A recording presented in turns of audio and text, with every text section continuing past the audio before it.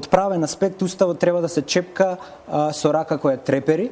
Имено ние во сегашниве прилики го имаме најстариот устав, ако гледаме историски, значи уставот на НРМ од после војната, потоа уставот од 63-та, па уставот од 74-та, никој немал толкава историја од 25 години. Овој нашиот устав, сегашниот, е искасапен со 32 амандмани, значи тој е тежок за снаоѓање како правно четиво, и од тука можеби и од друга страна имате професори кои што не беа професори по уставно право, а го пишуваа уставот и затоа подоцна му се налепи онаа флоскула дека е со фабричка грешка.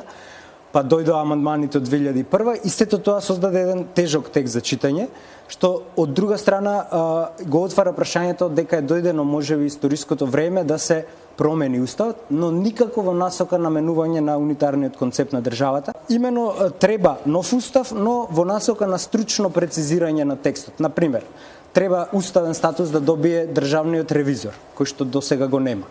Треба да се воведе уставна тужба како нов инструмент кој ќе ги штити правата заштитени во Европска конвенција. Значи, треба нов устав, но не во насока на етнонационалистичките барања на било кој албански или македонски политички партии. Мислам дека унитарниот концепт на Македонија не е голема држава за да може да се федерализира и унитарниот концепт е единствениот концепт кој треба да се задржи.